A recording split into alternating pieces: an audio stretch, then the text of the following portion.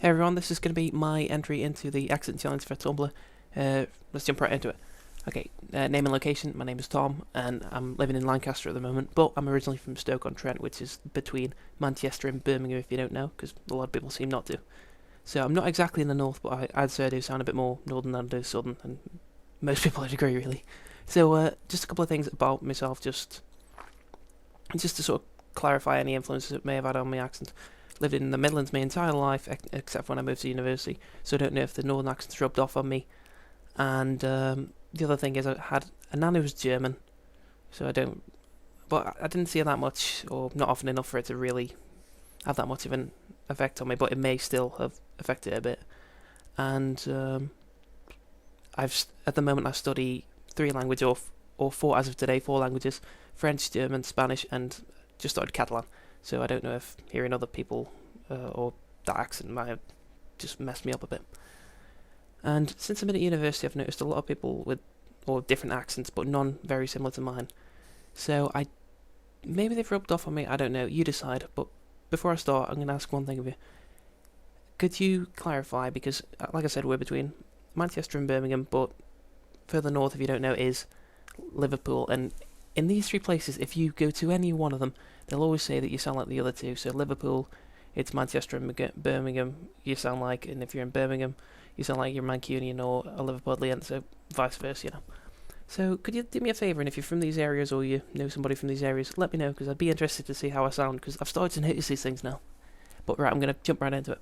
So, pronounce the following words: on, roof, root, theatre, iron, salmon, caramel, fire, water, New Orleans. Pecan, both, again, probably, Alabama, lawyer, coupon, mayonnaise, pajamas, court, naturally, aluminium, GIF, tumbler, crackerjack, doorknob, and envelope. Should really say envelope as a French student, shouldn't I? But screw it, I'm from Stoke. So, what do you say, chips or crisps?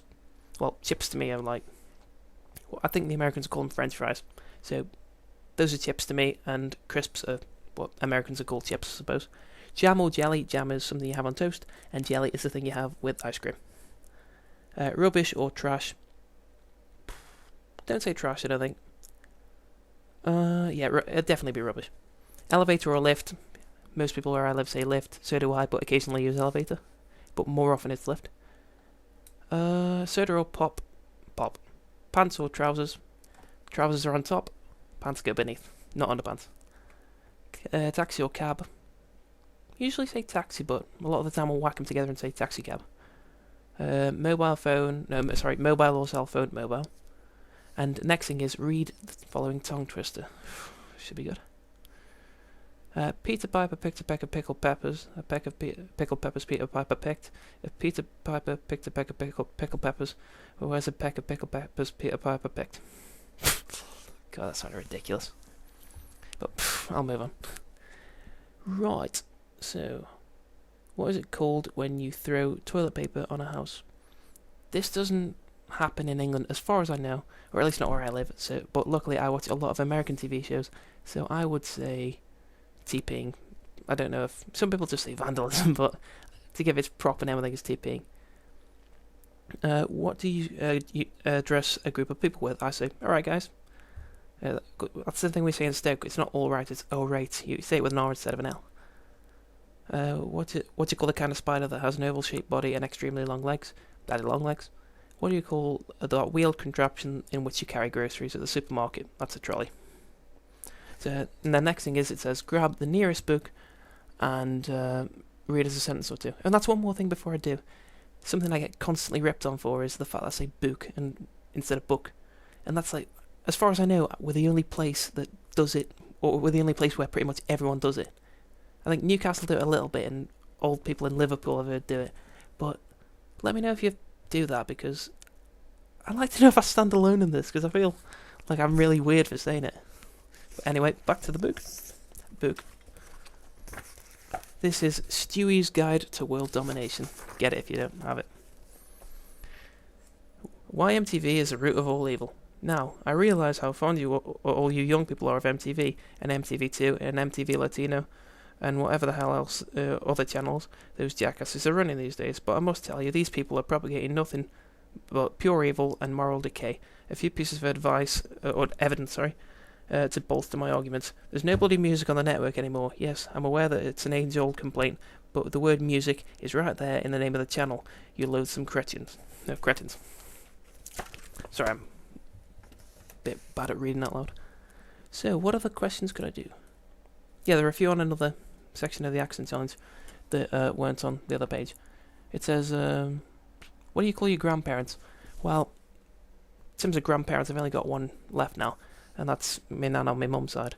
Never knew me granddad on my dad's side, and so what I used to do is, my one granddad I just called granddad, and the other two grandparents are called nanos, and I just called them Nanor and then the second name, so Nanor Bollo, Nanor Evans, and that was the way I got around that. What do you call gym shoes? It depends, because proper gym shoes, like when I was a kid, they used to make us wear what we call pumps, and I don't know what Americans call them, but they're sort of like Converse without laces and a bit of elastic to keep them on your foot. What's it called? No, I did that one. What do you call the thing that you change the TV with? Or change your TV channel with? I call it a doofer. I don't know if anyone else calls it that, but everyone in my family does it, and I've heard other people call it a clicker or a zapper or something like that, and I do not get that. It's a doofer as far as I'm concerned. Do you think you have an accent? I didn't until I got to uni. I thought, in fact, until I was 13, I thought we spoke normally and everyone else was posh, which now I got here, I realised just how bloody naive I was being. Because I noticed now, I do a bit of a radio show. Now I'm at uni, and I listened back to one of the podcasts, and my accent, I think, is pretty bad. Some people say that I don't have that strong a Stokie accent in comparison to other people they know from Stoke, but I don't know, maybe it's just because I'm listening back to my own voice, it's weirding me out a bit. But anyway, the last thing that I can find to talk about is end by saying 3 words that you want. One of them I'd say is book. Or book, look, cook, any of those. Because that just demonstrates one of the main things about the accent. The other one would probably be up. Because I think that's different from how they say it down south. They say it more like an A, like up or something like that. And I like the way we say it personally. Yeah, it just sounds a bit more... I know it just sounds like a nicer quality to it, up. It's more distinguished. And the last one... I'll try and pick something dialect. Yeah, it's slat. I don't think anyone else uses this, but if you slat something down, it's like you throw it down angrily or because you're a bit annoyed. And I grew up using this word, and it was only till I think I said it to someone, and they didn't know what that meant, that I realised, well, it mustn't be from anywhere else but Stoke. So I thought that was pretty cool. I know I've used up my 3 words now, but one cool phrase that we use, or we don't use in Stoke, but it's a good example of the pure dialect that's pretty much dead now, is can't see no kick a ball against the wall and head it till you bossed it. Now, if that blew your mind, all it means is, can you not kick a ball against the wall and head it until you burst it? Canst thee nay kick a bow against the wall and head it till you bossed it? And just to break it down a bit, we drop our H's from the beginning of pretty much every word. You may have noticed I do that. And not everyone does this anymore, and I don't do it. But if there's a double L at the end or in the middle of a word, then they change it to a W, so shoulder becomes shoulder or shouder, something like that. A lot of people say when it's a bit cold outside, they go, oh, it's cold out. And it's another thing I'm used to, and yeah, it's weird. I never noticed these things until I got to uni, so if I have an accent, I think I do now, but let me know, and I hope you enjoyed this video, and I hope I didn't rant too much. Thanks, guys. Bye.